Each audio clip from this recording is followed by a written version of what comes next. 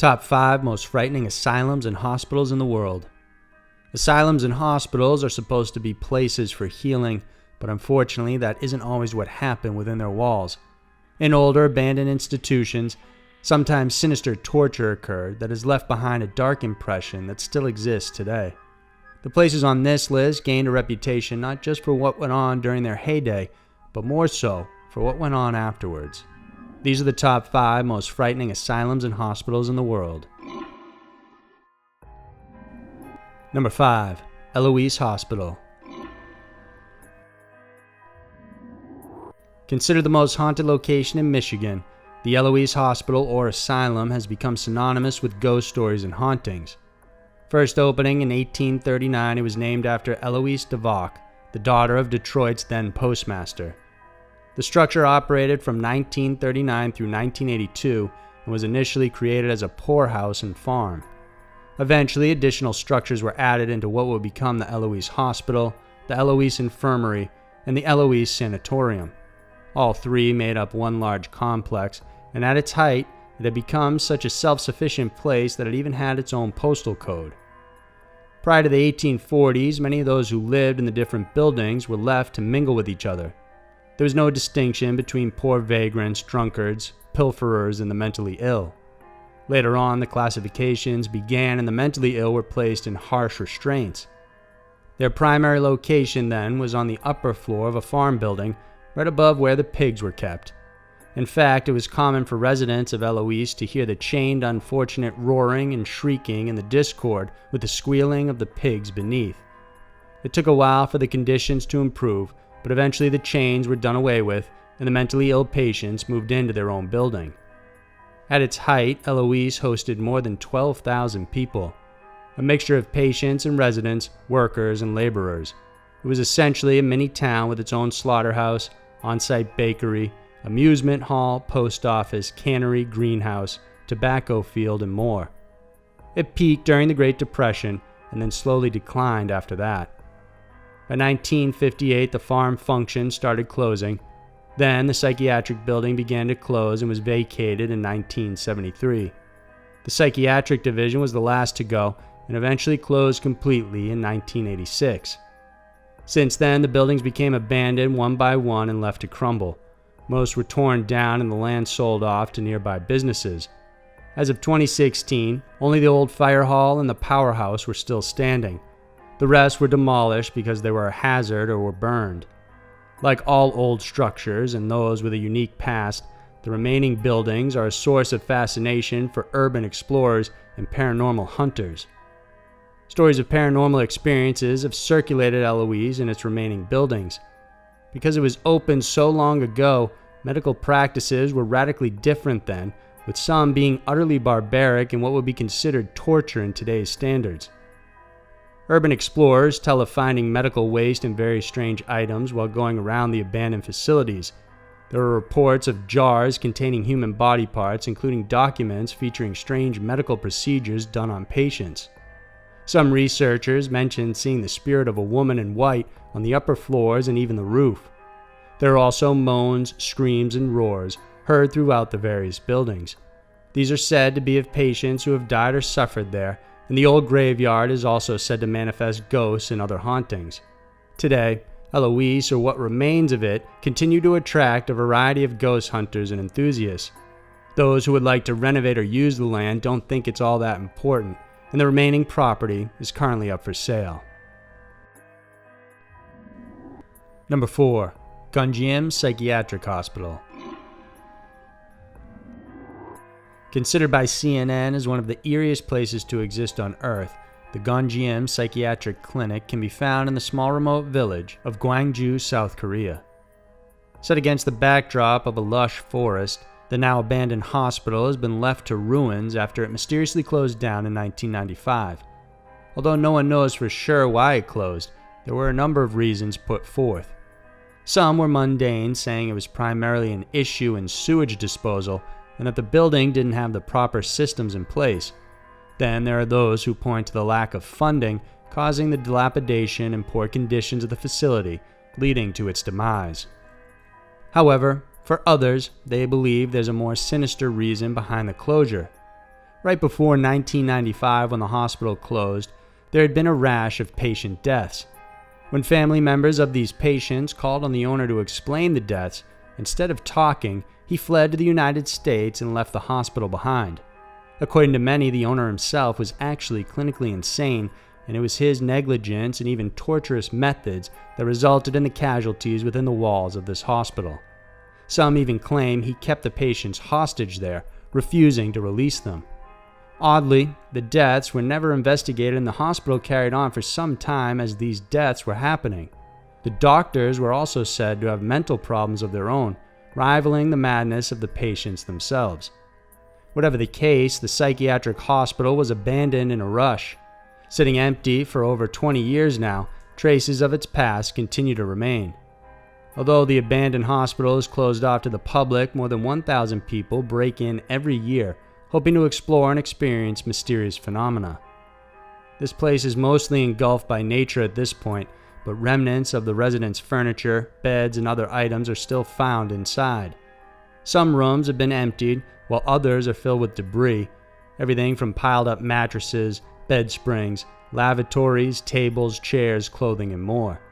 There's graffiti everywhere, and notes written on little sticky notes are believed to belong to people who had once stayed at the institution.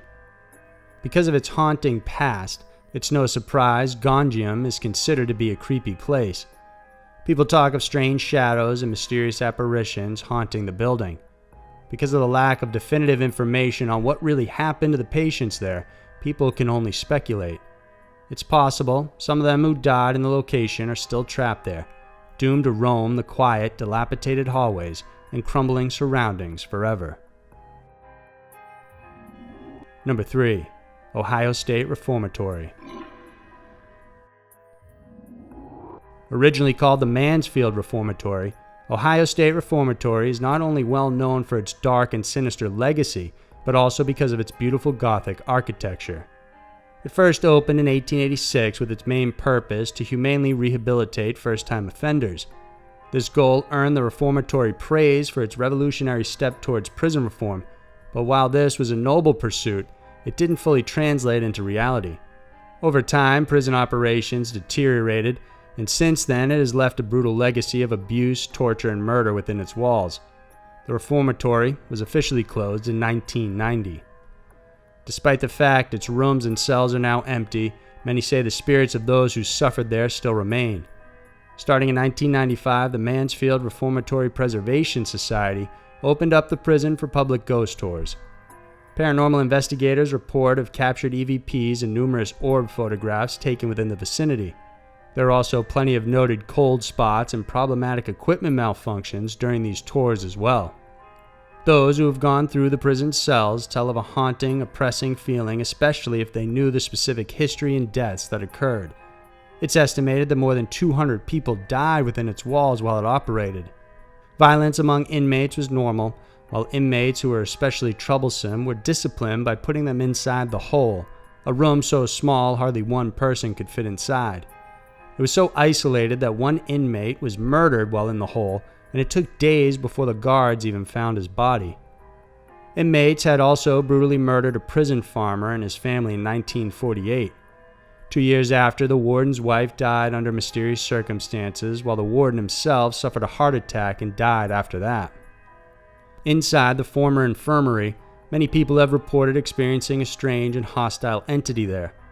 At least one of the infirmaries was said to have been used as an operating room. Another particular place in the prison that's haunted is the staircase leading to the warden's office and quarters. Visitors have claimed to have heard the warden and his wife's voice coming from within. There's also a faint smell of perfume emanating from the warden's private bathroom. Today, the Mansfield Reformatory Preservation Society is responsible for the restoration of the facility to its original state.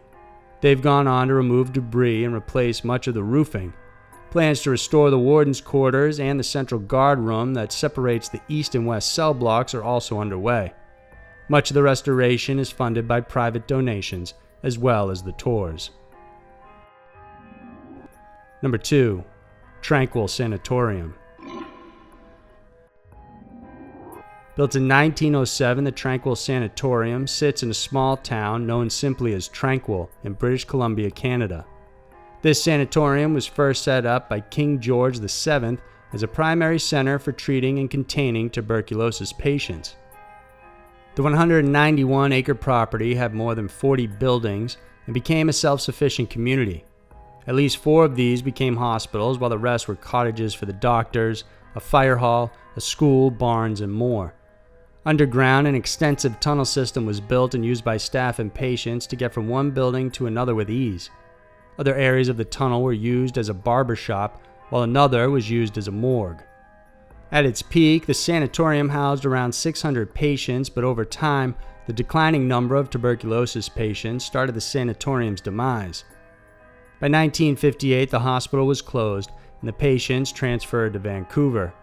The following year, Tranquil was relaunched, but this time to treat the mentally ill. Eventually, it was closed for good and many of the buildings left abandoned by 1984.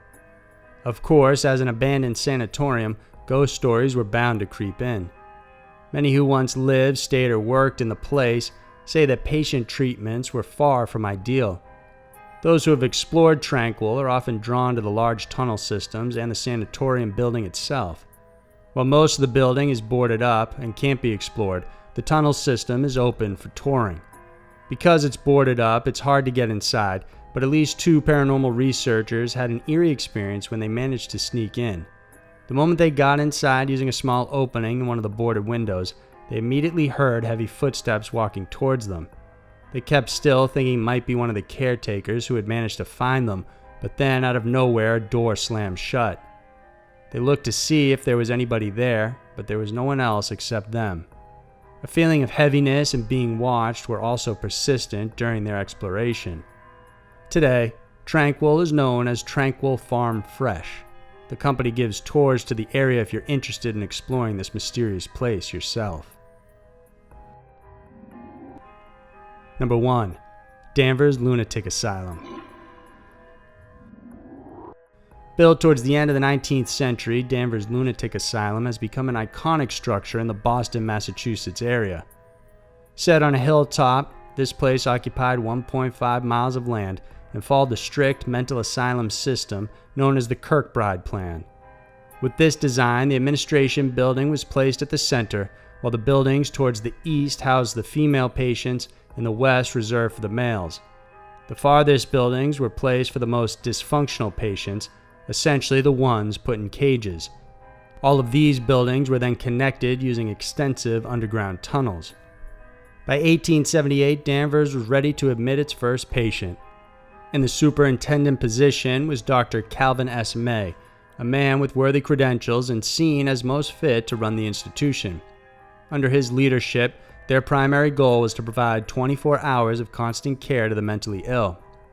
In place was also a training program to help young girls become nurses. Eventually, Danvers opened research laboratories and various clinics to aid in discovering mental issues and deficiencies among young children. It was also during this time when inhumane shock therapies became widely used on patients.